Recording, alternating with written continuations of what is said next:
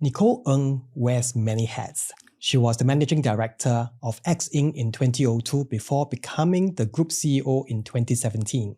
She co-founded the Food Bank Singapore with her brother in 2012 and is the board chairman of Playum, a non-profit that focuses on artful play for children. Nichol Ng is in our studio and you're watching Savills Shares.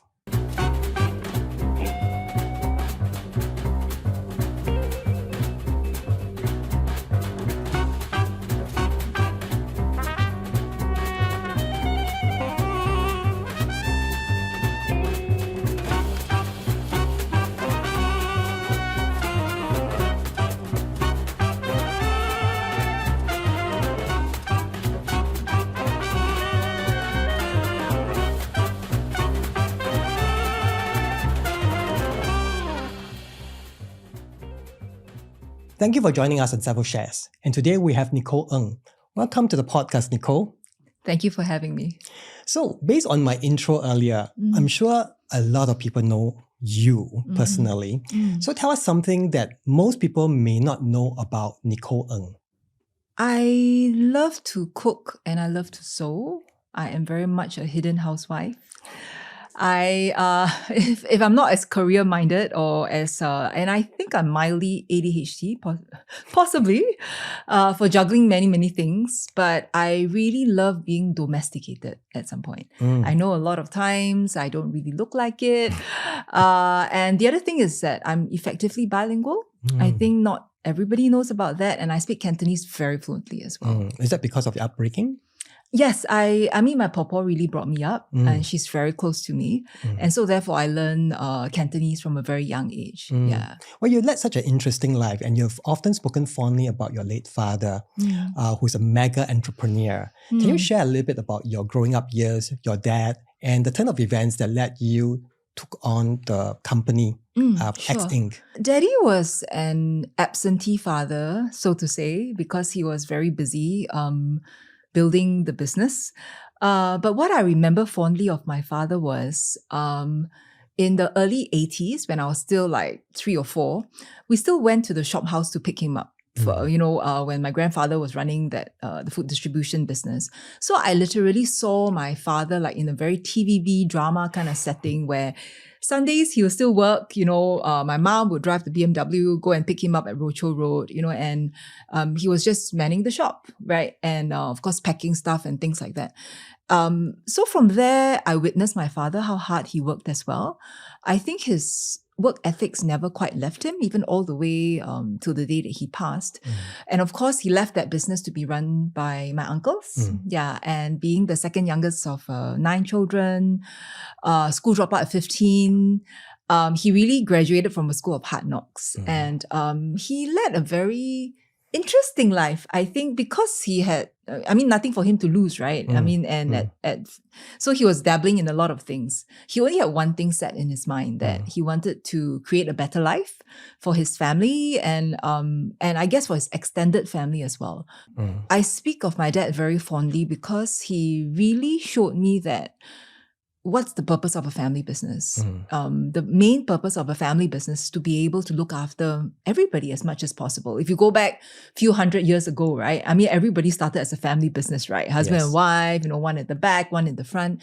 And so despite my dad building the little mini empire that he did, he carried that little torch with him throughout his life. And so I witnessed that. And if you ask me some fond memories about my dad, my first experience about taking Singapore Airlines, it was like 3 years old. I flew first class. Wow. And I was like, okay, I went to Hong Kong. It was like, I still have some like black and white, very like yellowy photos of that. But that was the way that my dad was. So he worked very hard. He looked after me very well. He looked after my mom, my brother very well. And so we were spoiled, but we were pampered, but not spoiled. That was the term that I always use. And with that, I witnessed firsthand in primary and secondary school, although he was absentee, and partially he's a food gourmet as well. I think that was his side gig. He loves to eat. So he flew around the world building different types of businesses, and hustling in countries that you hardly heard of in the past, or you don't do business there as much. We had a helicopter business in Sri Lanka. and Delhi, sorry, it's very unique. You know, back then you don't really build businesses in that part of the world. I was in Maldives in 1989 when hardly any resorts, still at the emerging phase. But my dad opened the first duty-free shop there. Don't ask me how, but probably because he was trading cigarettes, alcohol, and all the likes, and made relationships with the government there, and then set up shop there. We had a seafood trawling business in Cape Town. So I was in Sun City, you know, and that time was 1992. So still very early days, you know. But whenever my father could, he would bring us along on some of his other trips, you know, if it's not so business invested. So we traveled with him and we saw the world with him. And with that, I carried a vision in myself that, you know, Daddy works very hard, not super qualified in terms of paper, but whatever he could, he's simply a workaholic. You know, he's been working 7 days a week. And the other thing, which I think my dad was a super businessman, which I'm not. He, you know, whenever he said, okay, Michael, you sell this thing, and you can see literally in his mind, right, the calculator or, you know, the abacus moving. And you can see that he's a true blue businessman. He could calculate the margins at the back of his palm. He saw opportunities and he seized it, although there were calculated risks. And the other person that I really learned from my father, the other thing is that it's a relationship building. I think regardless wherever you go, and even in today's world, I guess, doing business, doesn't matter if you're in property, you're in F&B, whatever it is, right?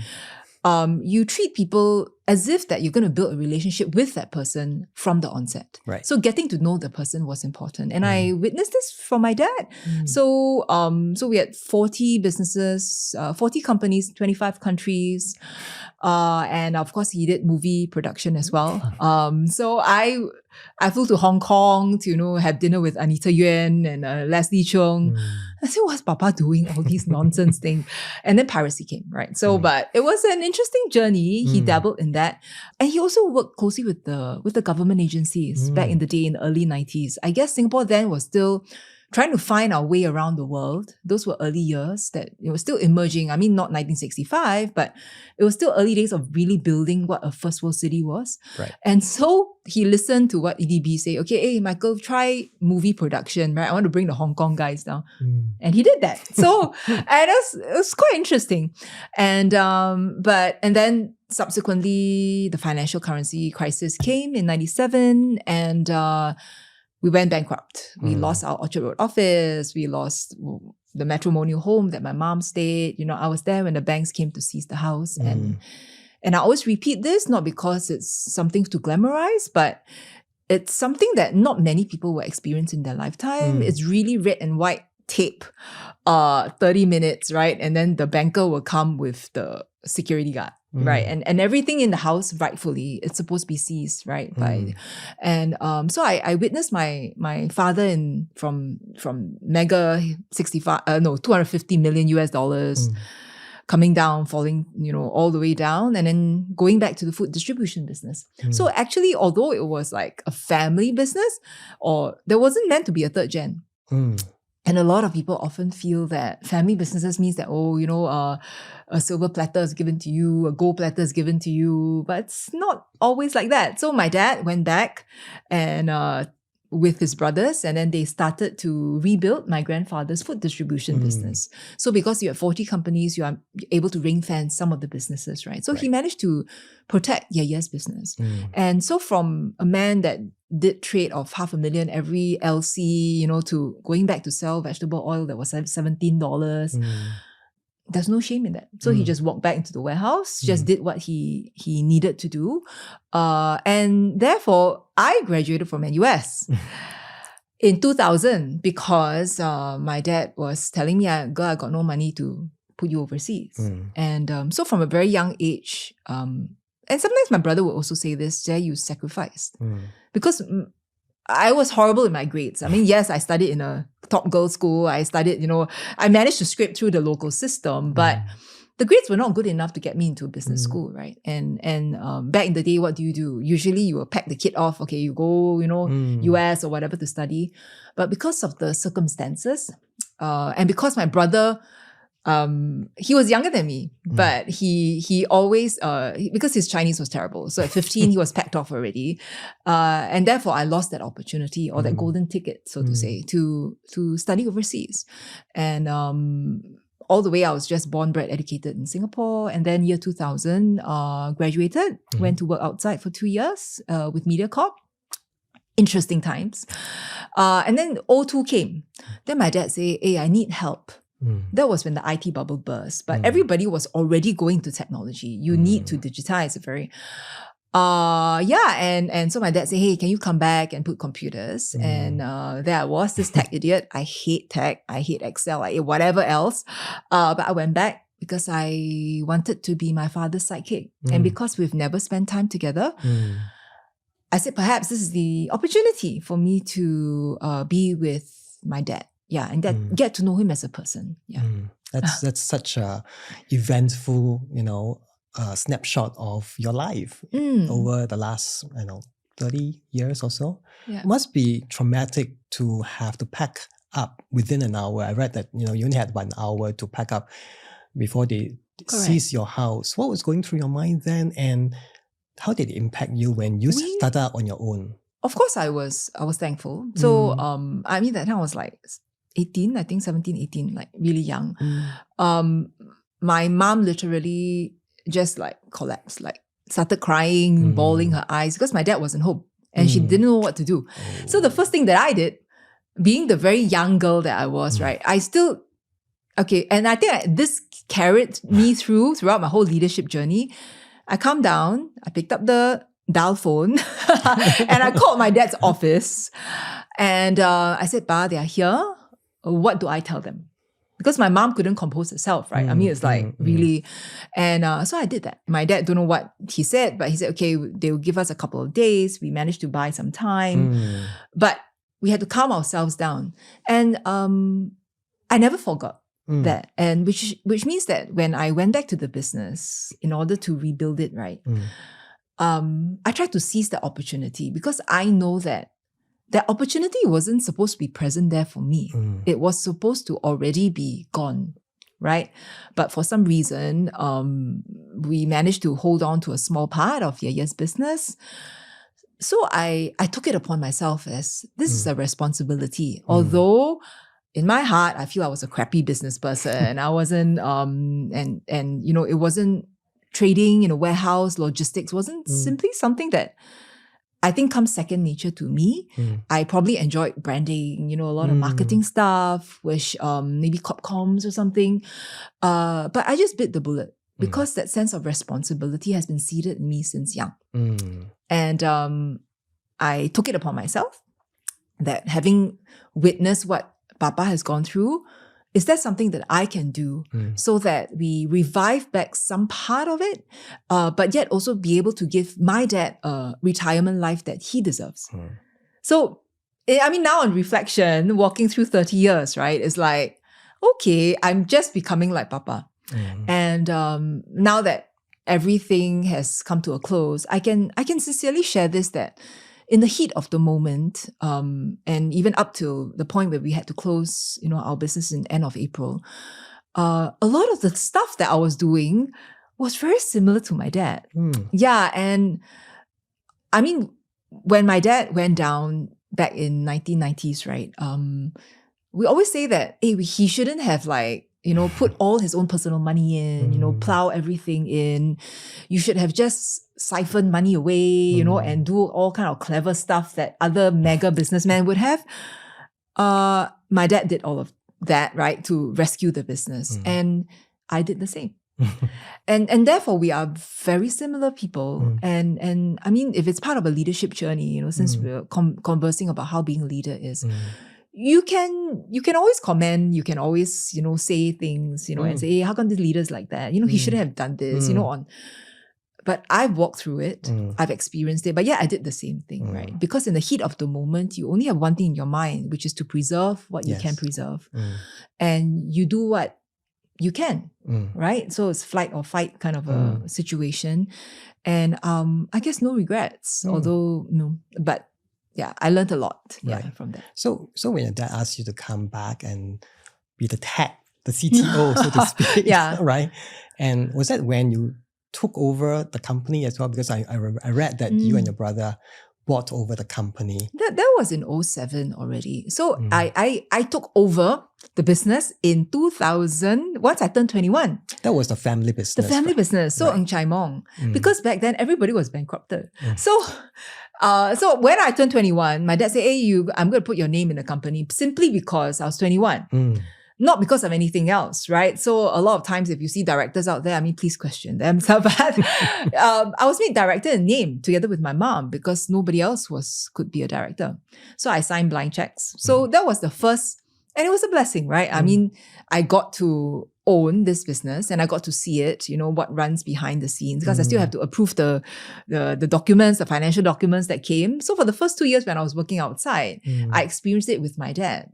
Invisibly. I went in as a marketing executive for Ng Chai Mong. I worked alongside my dad. I learned all the trading stuff, over and above doing the technology piece. And I set up a website, which is very unheard of. I mean, in the 2000s, traditional trading businesses, like websites, why spend money on a website, right? Like ngchaimong.com kind of thing. But I did that. Because I think it was important for a trading business to also have a face. Right. So I did that, I learned from that. And then in 2007, I felt that the opportunity came. I said, since we love it so much, we're deep passionate about it, and nobody else wanted a part of it because we were still rebuilding the pieces. I said, let's make it our own. And in 2007, we set up FoodXervices. We changed the branding completely. And it was a literal buyout because we paid a couple $1 million at arm's length. We cleaned, and it was an opportunity to completely clean up the business. We kept the heritage. Right. So Ng Chai Mong till today, some of the old timers, old chefs, for example, they still remember Ng Chai Mong, but I thought that I like old stuff. I like vintage stuff. But it doesn't mean that you need to preserve the old name, right? And it doesn't mean anything, right? So I said, let's give it a fresh brush of paint. And that's what I did. So 2007, 1st of July, black and green, everything changed. And I also protected my brother a little bit, where I said, let Jajai clean up what I can. And then he only joined me in January 2008. Right. So in the first few years when I was, dabbling with my uncles, restructuring certain things, opening up the old folks' minds on new stuff and new ways to do. So I cleaned up everything that I could. And then I told my brother, I need you to come back because basically the last frontier was the logistics. And I needed a male power to come back and scold vulgarity, right? So I couldn't do that. I said, hey, Nick, come back, right? And we've been very open about this story. And the best thing was we're very close as siblings. Until today, despite all the ups and downs that we've been through, we are as tight as thieves, which I think it's very precious to me. It's because a lot of times we just chose this career together, right? It's a career as well. Right. It's so family ties is what's remnants of everything that's been left. Yeah. Well, I mean, you were very successful after you took over. I mean, at its peak, I think you were drawing in nearly 17 million. Correct. And actually, in fact, that was how I got to know your company, in fact, because we started sussing out and searching, right? And then your whole plateau of services. And that's when I got to know, right, that because we were clueless, we're not in the property play, but we were running out of space. And so in 2016, we started hunting for a home, right? Because we needed a huge space, cold rooms and everything was hybrid put together. And so we needed really trusted people to give us like good, solid advice. And in fact, if I remembered very clearly, your team was the one who brought the sale deal to us, where we bought the property from one of the REITs. And that got us in the business of owning a plot of land, rebuilding and designing it.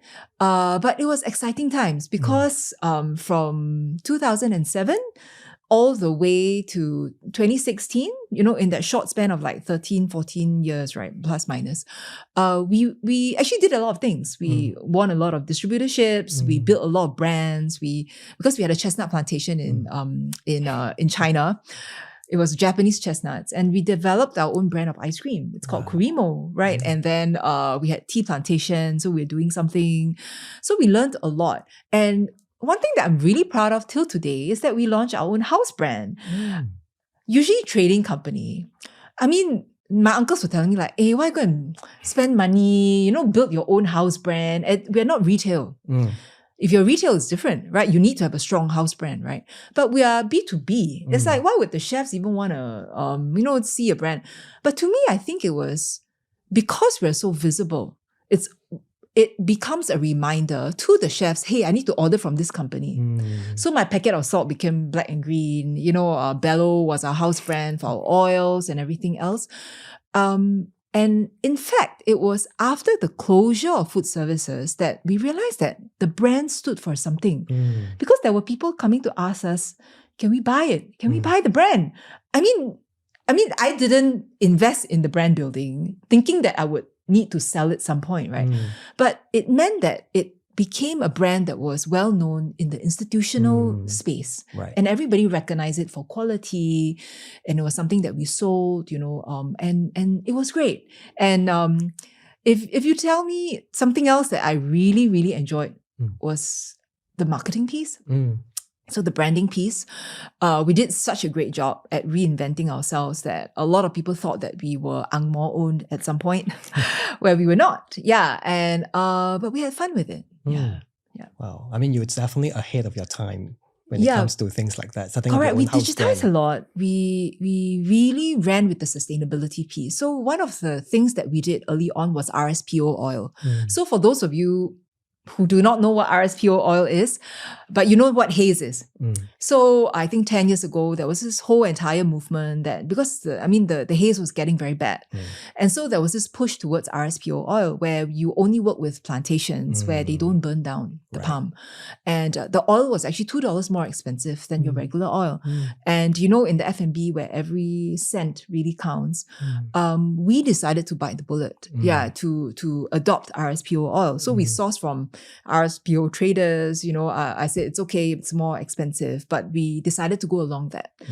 So we learned a lot about environmental issues.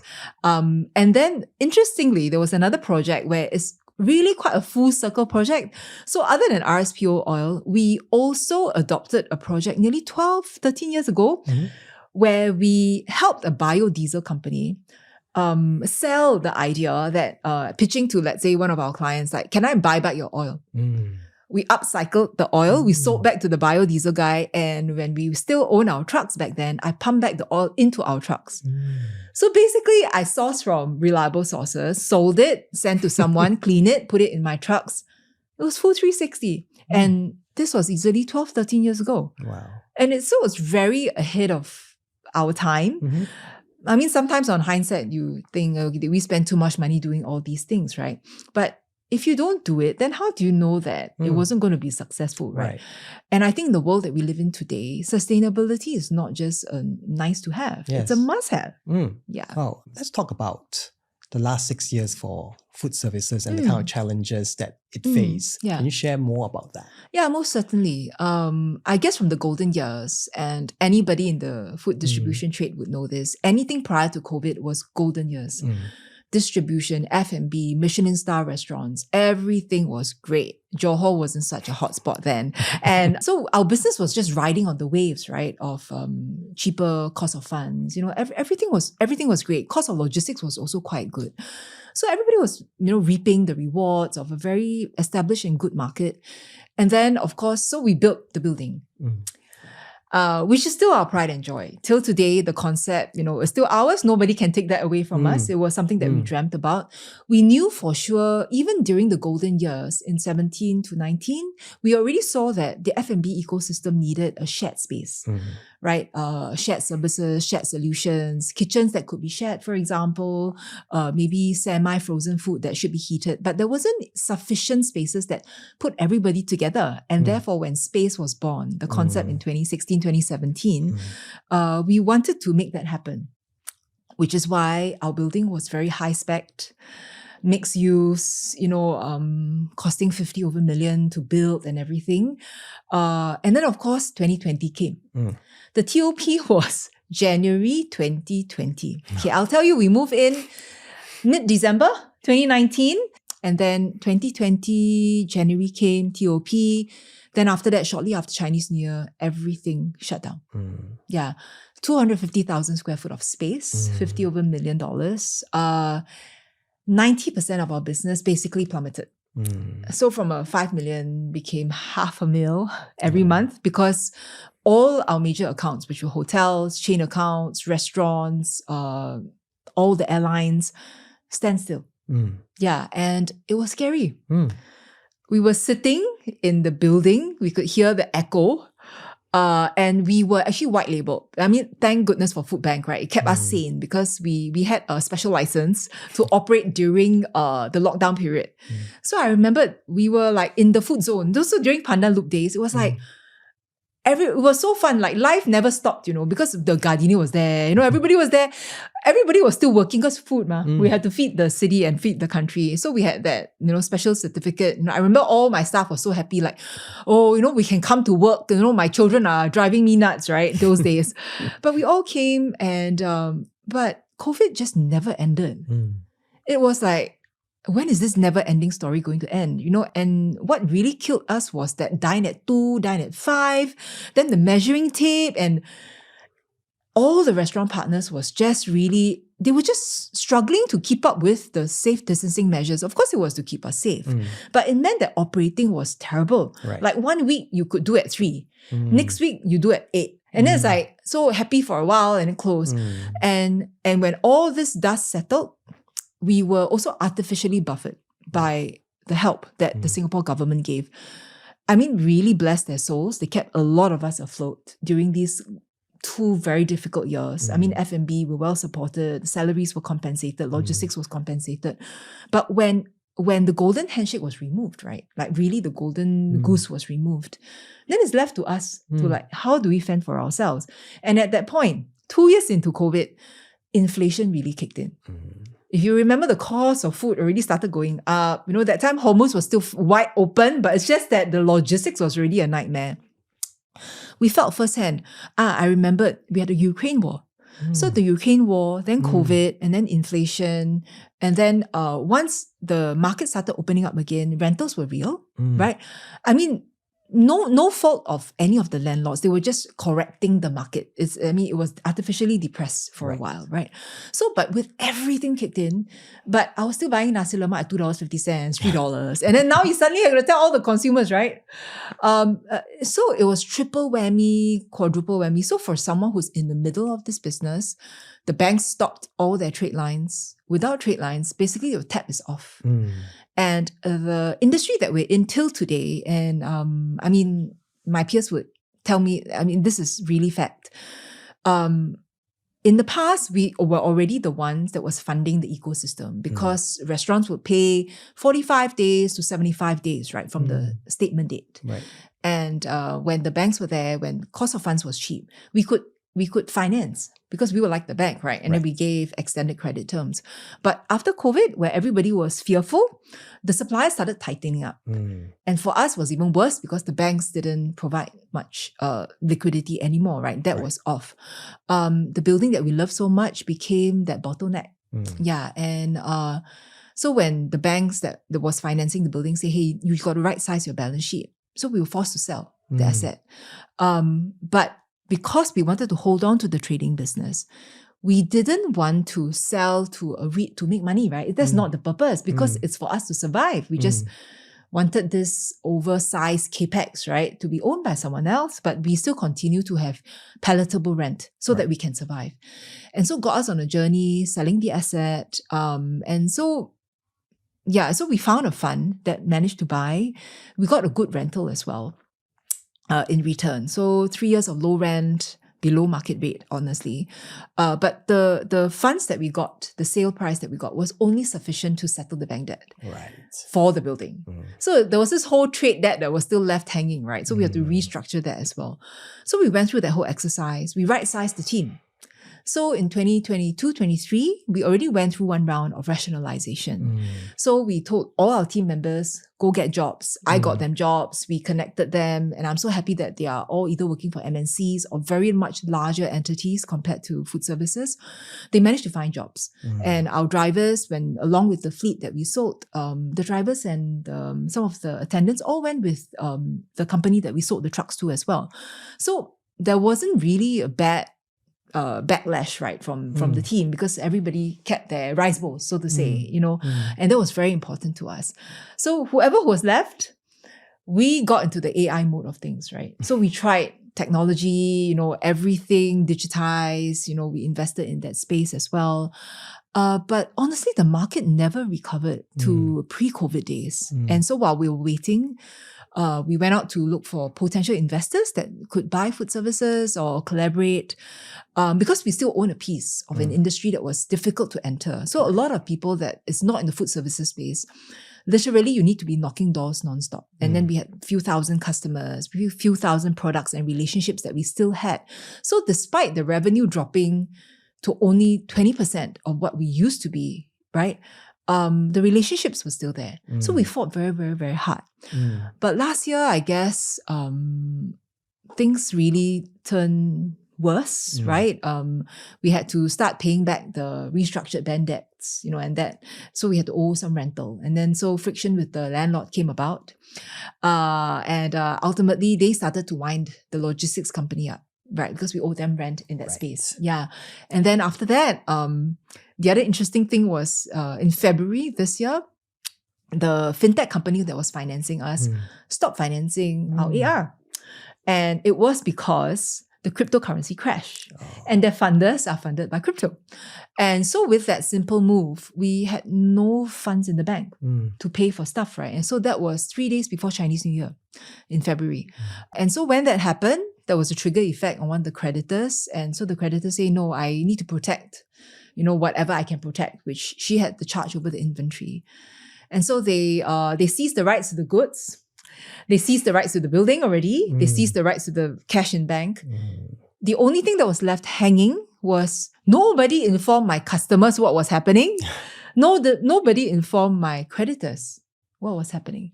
Yeah, the rest of the creditors, right? And so therefore, I did something that was only right. I paid for my own liquidators to liquidate myself.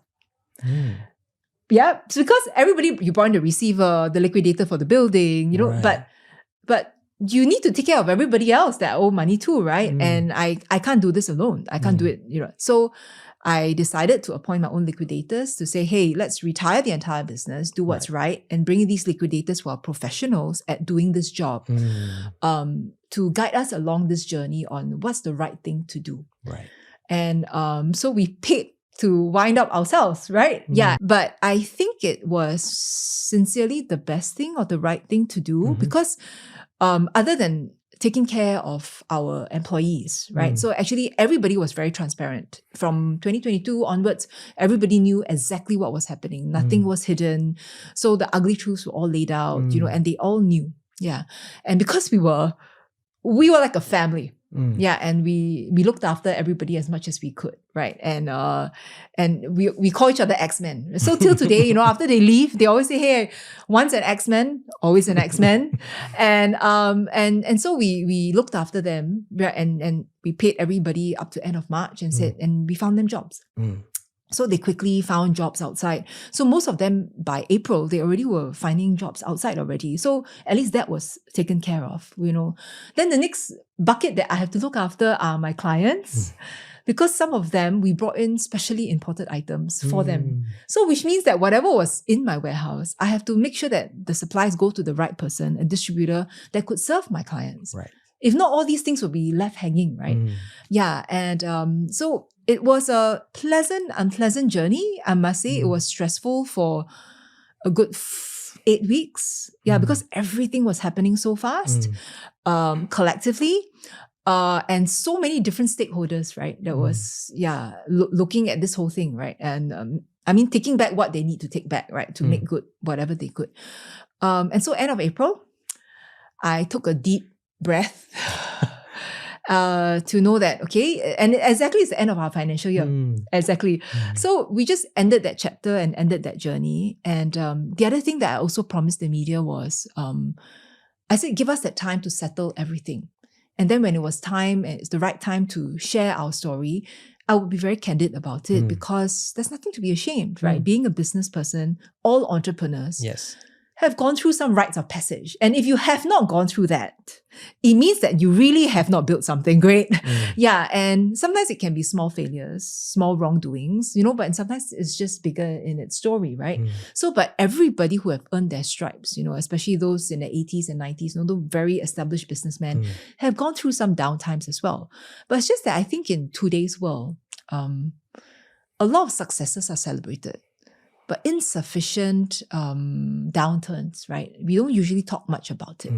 Yeah, in every sense of the word, not just business, but every facet of life. You don't really talk about how you fall down, and things like that. And so I choose to be very open about it. Yeah. I feel that that's so admirable to kind of balance the whole system, to hear stories from all angles, rather than, like what you said, only celebrating the success stories. Yeah. Because it takes so much more to be able to talk courageously about, the not so wonderful stories. So what is it about the last 6 years that has taught you about resilience versus the early growth years? I think the last 6 years, I craved for a mentor, which I didn't have. Everybody was like asking me, what do we do? Right, from my family, from business standpoint, even from industry, from government, like, hey, so what should we do? And the last 6 years, because everybody was just sourcing for solutions, right? I felt that burden on my shoulders. When you are younger, when you still have your old folks around, you have someone to blame. You have someone to point fingers at. You have someone to say, hey, no lah, Papa said that, Uncle did that, But now you are carrying this burden by yourself. And in fact, you have people that is looking up to you. And so when you are younger, I mean, yes, we went through dark times as well.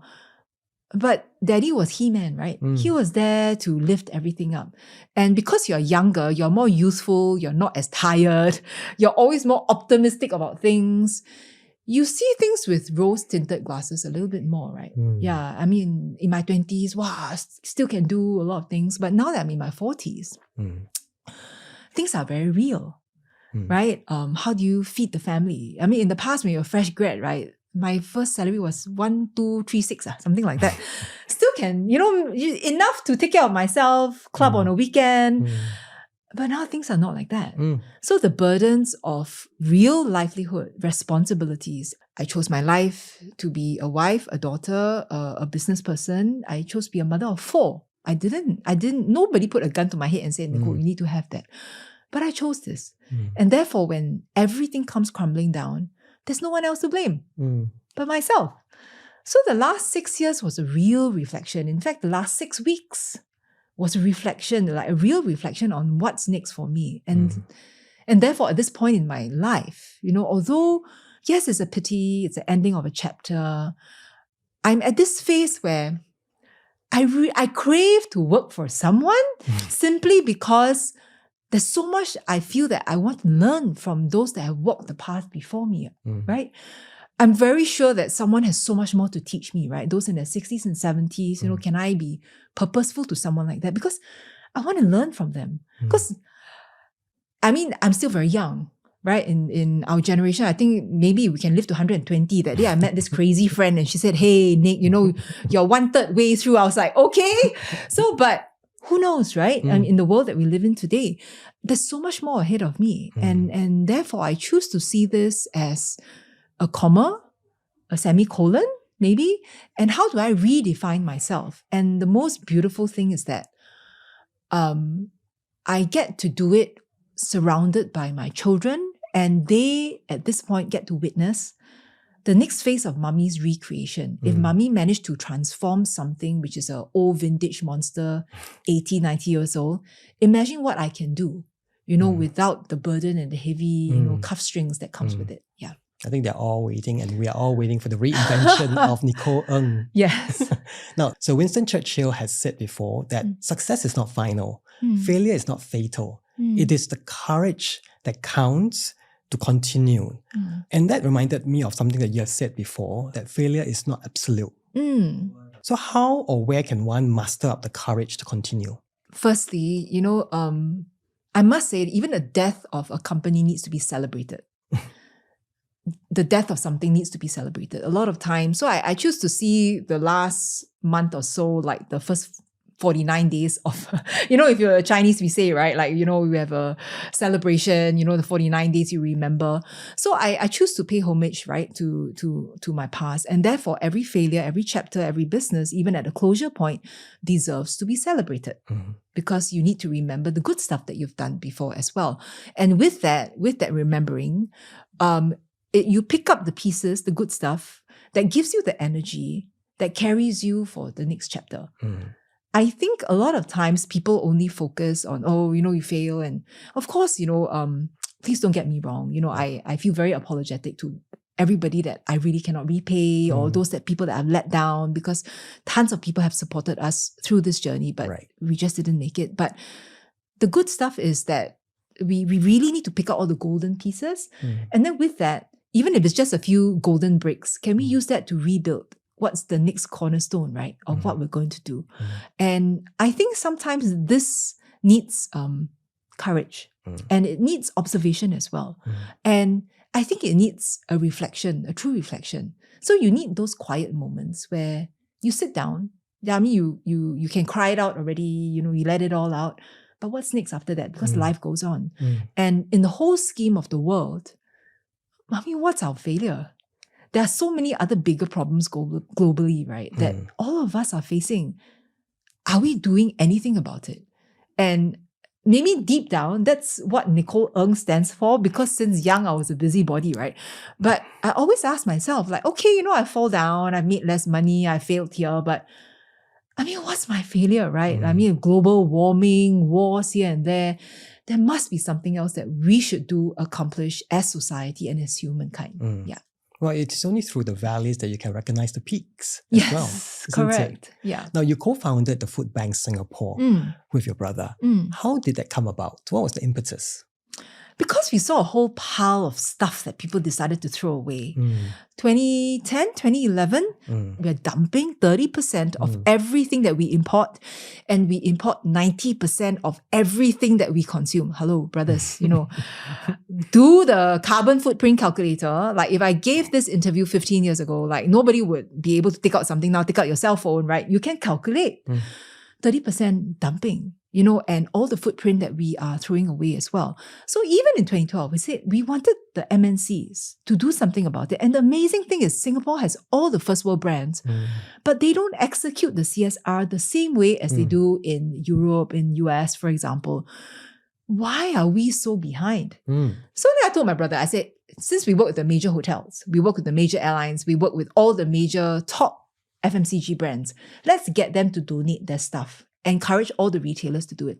So 2012, two of us, gong, right? And said that, hey, let's do something, because we promised ourselves that if we managed to revive Ye's business to a certain size, we were going to give back.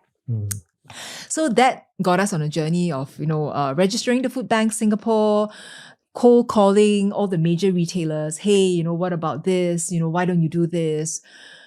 Honestly, early years. Wasn't that long ago, but it felt that back then nobody really cared. Yeah, cost of food was cheap. Everything was cheap. Cheaper for me to dump. The other very big pet peeve that I had even back then was incineration rates in Singapore is very cheap.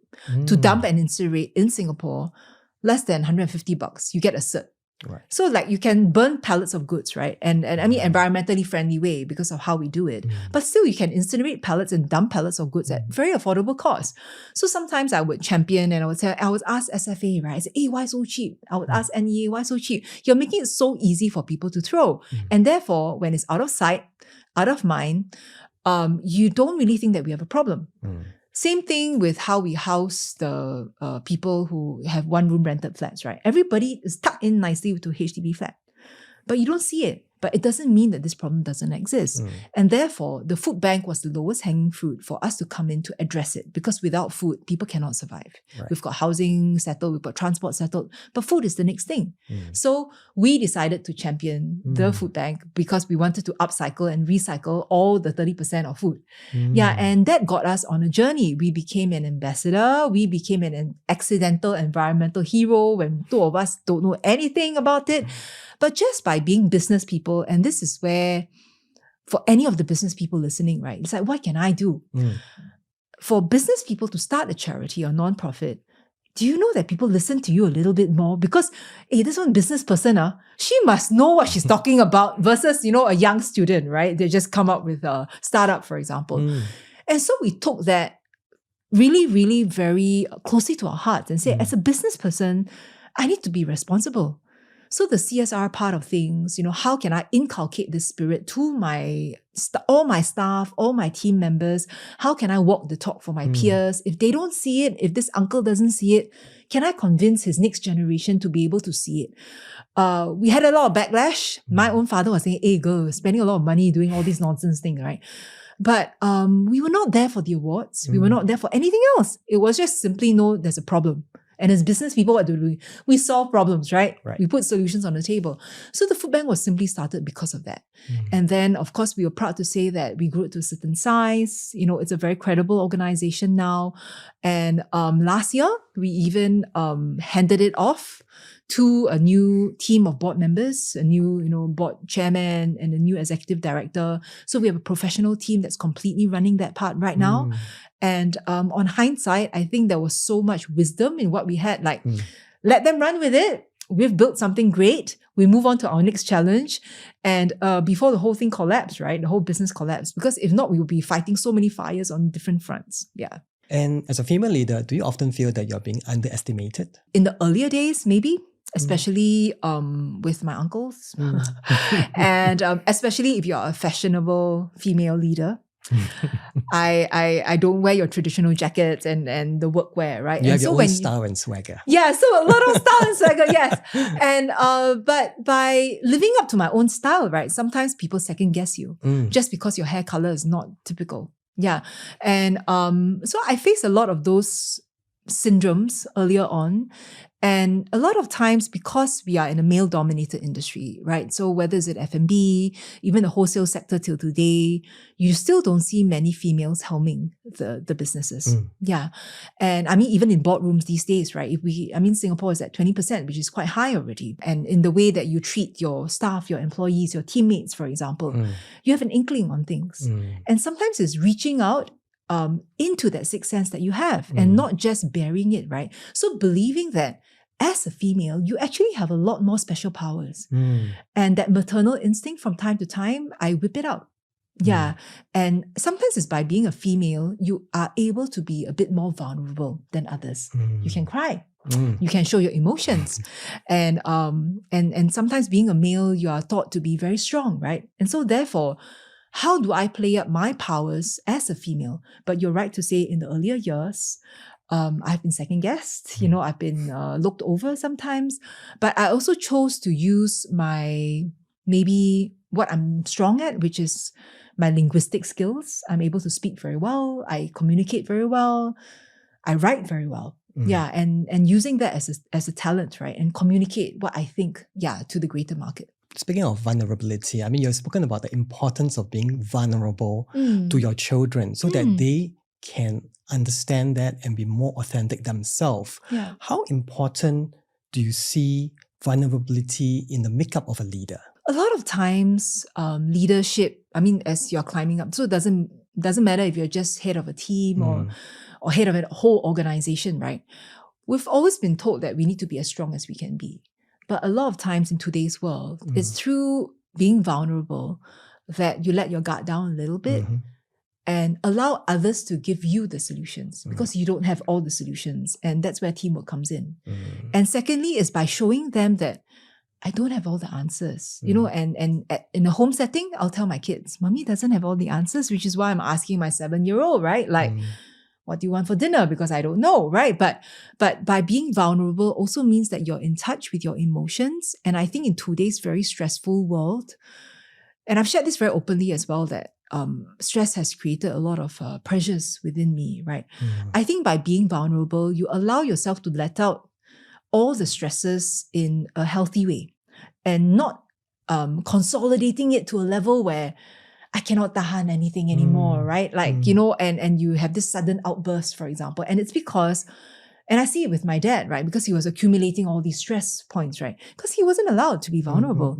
But now that being vulnerable is very chill, and it's good to be vulnerable, right? Like decompress at the end of every day.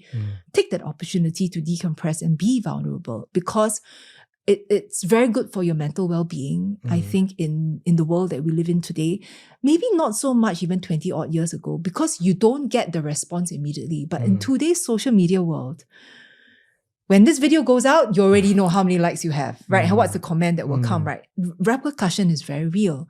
So which means that you need to decompress and you need to be vulnerable more frequently. You don't have the window of only once in every 6 months, only one time board retreat, then we decompress. No such thing. Every week, every day, you need to check in with yourself and allowing yourself to reflect what you did well and what you didn't do so well. And therefore, by acknowledging that you're vulnerable in different times of the day, times of the week, for example, it gives yourself the opportunity to let out if you need to. Rather than accumulating the stresses. But, does that go counter to the perception that a leader has to be strong, therefore should not be vulnerable? And how do you then straddle that line between that? The strongest material in the world is a diamond, right? It can also be shiny. But there are many other materials that are also very, very strong, but it might be softer. It's just that it's able to be malleable as well, right? So what kind of strength do you want to pursue? Yeah, and everybody's strengths is different. You're good in something, I'm good in something, but as a team, how can we put everybody's different materials together and build that strength as a team? So I might be shiny as a diamond, but someone else is fluffy, right? I need that cushion, right? So, but all of us together combined, we are the strongest team that we can have. Same thing as I do, when I look at the partnership with my brother, right? So we play on each other's strengths.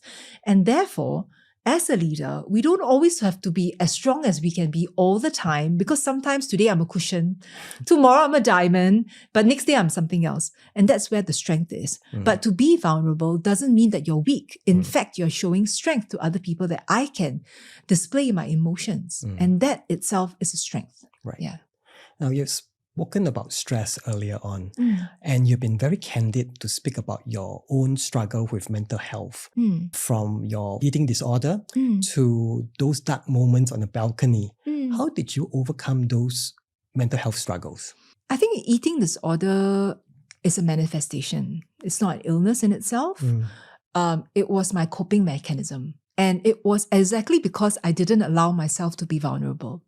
So from a very tender age, in fact, 5-6 years old, my grandma would tell me, although she loved me to bits, she would tell me, you're 大姐, the big sister. You have to look after everybody. You have to look after your brother, So you always have to give in. So therefore, and I guess my personality is that I'm always a leader. I always like to do things for other people. So I carried it upon myself that whatever difficulties I have to mute it. I need to cope with it myself. And therefore, after a while, as a child, how do I cope? I can't cope, right? So I use food, and as a comfort, right? And so it started with that. My high levels of perception that I need to be perfect in every way.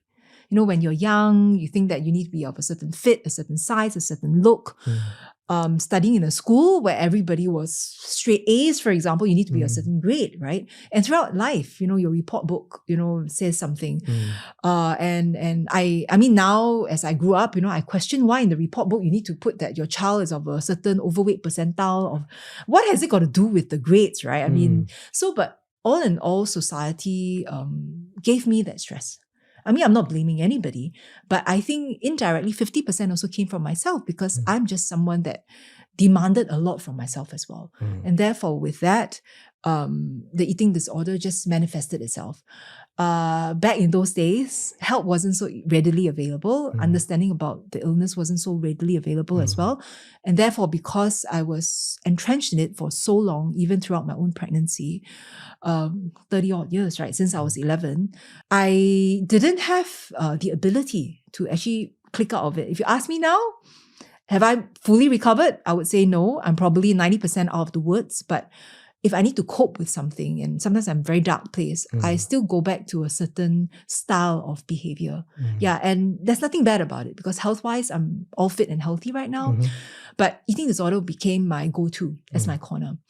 And really, the last 6 years has been so stressful. And the building didn't help. So I was alone at the building, at the balcony. And I messaged my best friend, I remembered, due to time difference, she was in Canada. I didn't know what to do. I mean, she was so far away. I couldn't tell my mom. My hubby was traveling. My kids were so young then. How do I articulate all these things? I didn't want to worry my brother. And I was alone. I was running away from a lot of problems. And so I decided working was my way out. So as a workaholic, I worked till 10 p.m. And so at that point, I remember 2023, very lost, like what to do. Just really dark times. And but I was also appreciative and glad that my office was surrounded with greenery, and I had my night team coming in to work. I remembered the moment that I stood at the balcony when the sliding doors were open. My 10 p.m. team came, and they were just talking so loudly. And that just really broke the silence where, hey, you've got people that's still working for you. Are you sure that this is the end? There's a lot more stuff that needs to be done. But sometimes when you're very dark, when you're in a dark place, you just are so absorbed into all the sadness that you feel, right?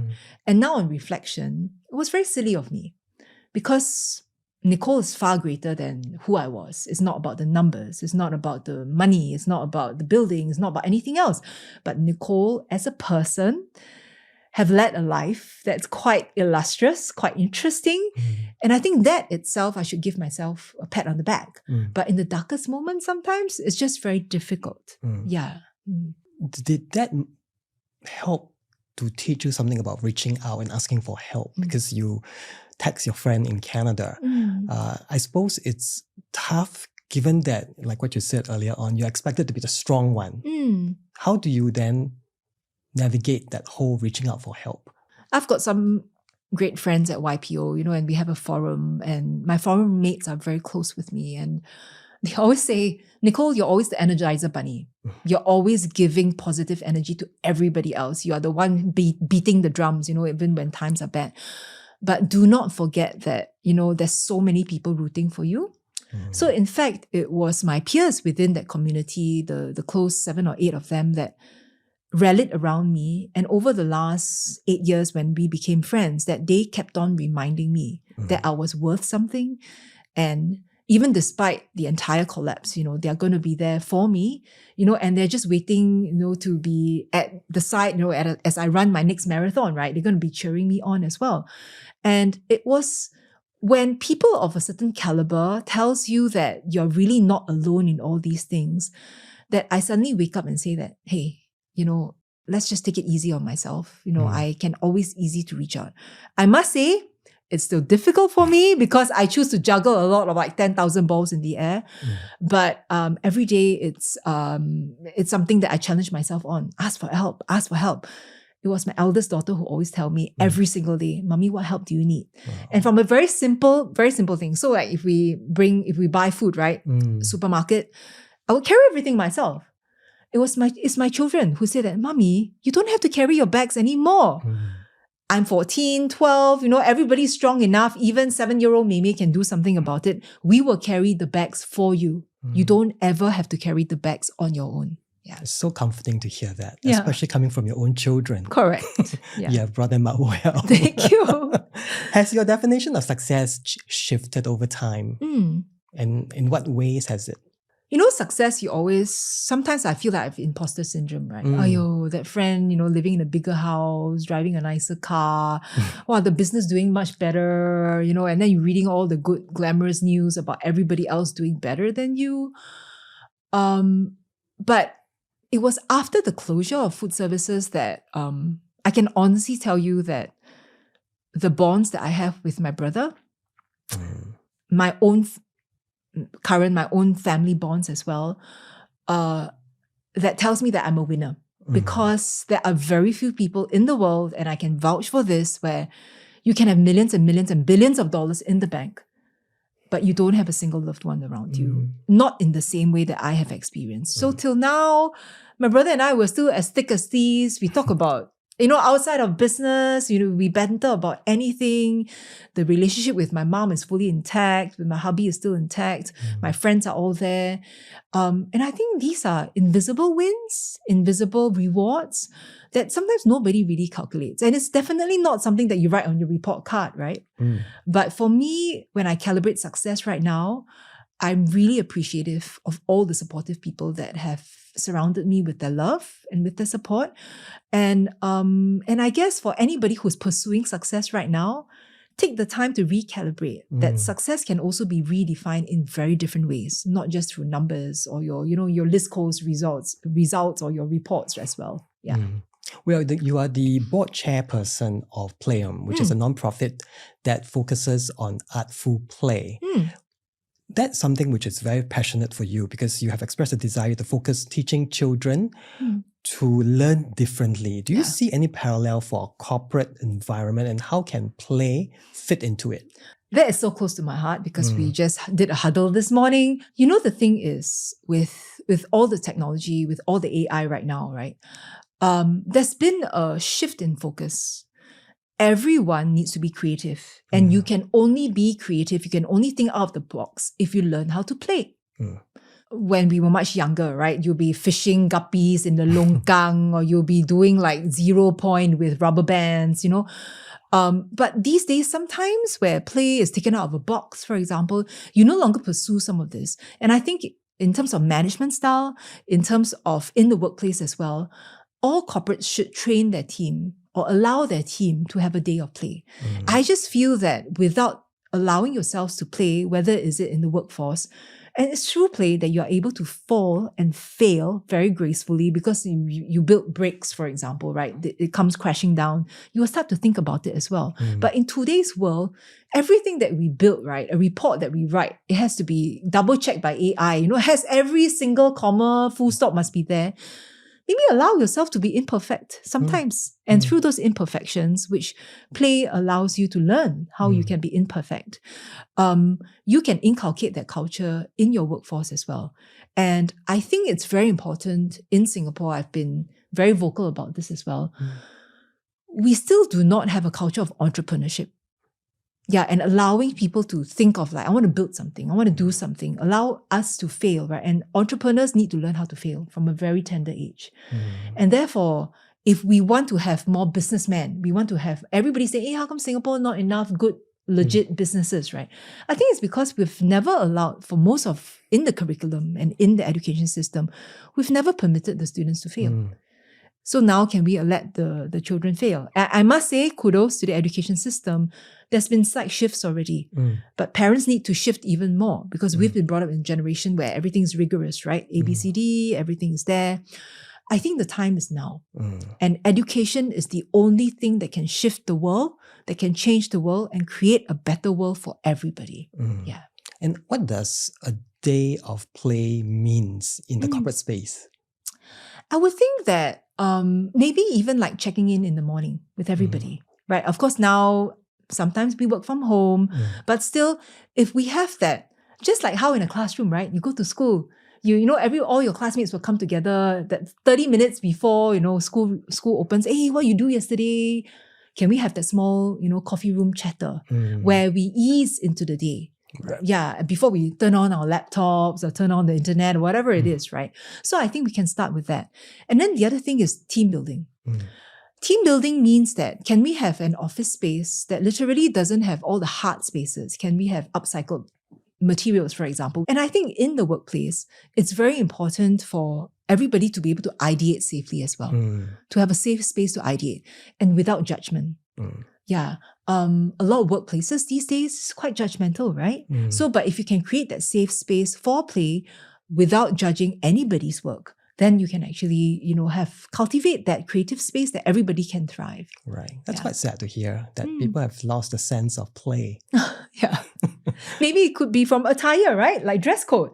Like, can we not be so stuffy? I mean, not slippers all the time, but can we add a touch of color, for example? Yeah. Okay. Now, if a young founder or entrepreneur is listening to you today and watching this podcast, what do you think you want them to understand about purpose, risk, and the difference between building a company and building a life?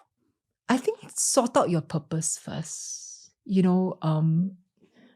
Build your business, build your company around something that you deeply believe in. Whether is it a product, whether is it a value, or whether is it around something like if you believe in play, for example. I met a young man who believes in banana leaves for some reason, but he's deeply passionate about it because without that passion that you found, you're not able to find the purpose to drag yourself to work every day because you have to deal with that material all the time, right? And secondly, you have to remember that even your purpose and your passion might not see you through. It means that you still need to scaffold your passion and your purpose into something that brings profit. Right. So I've been through nonprofits, I've been through building real businesses. And a lot of times I've mentored many young people who maybe through school or whatever, they have the startup space, and they have a lot of rose-tinted glasses, like, wow, I'm so deeply passionate about this. But I think not enough mentors actually tell them that let's get real. And the other thing which maybe VCs have to blame, maybe at some point, and I'm very candid about it, when funds are cheap, when money is readily available, hey, I fund you $500,000, right? And I think the digital space that we're in, the tech space that we are in, everybody's well-funded to a certain point, especially in the last maybe 8 years or so. Money is easy. I give you all the money. And everybody has been burning money, but nobody has been teaching these younger children that profitability is at the core of every company and every business. So you've been taking someone else's money, you burn it to achieve something. But when's your break-even point? A company is not a company if it doesn't make money, if it can't look after everybody else, right? You can't be burning all the time because the cash cannot be there all along. So I think you need to get real.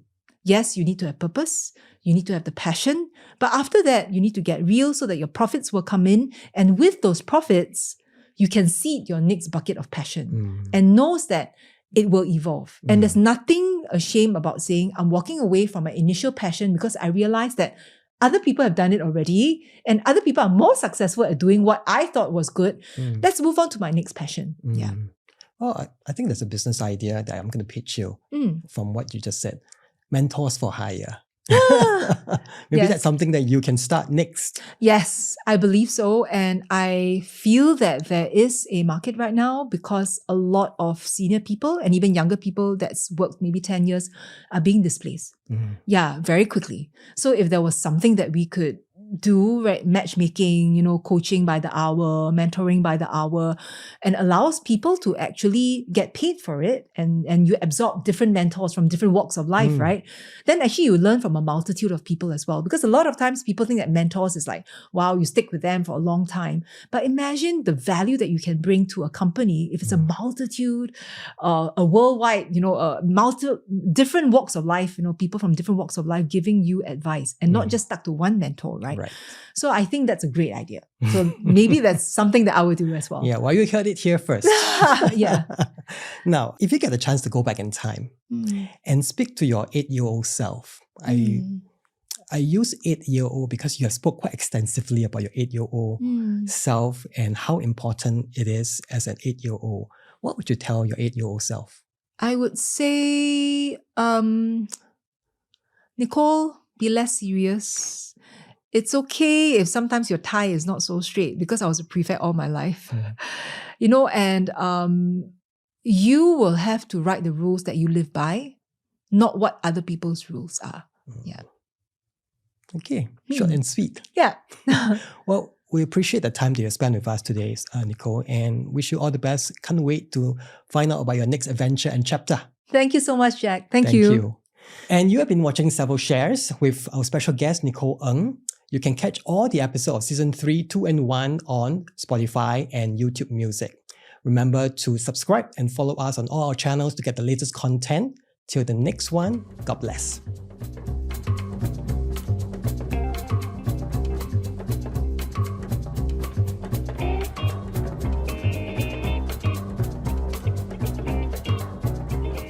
This podcast is for general information only and should not be taken as professional advice. Savills accept no responsibility or liability for any direct or indirect or any consequential loss from the use of, reference to, or the reliance on this podcast or its content.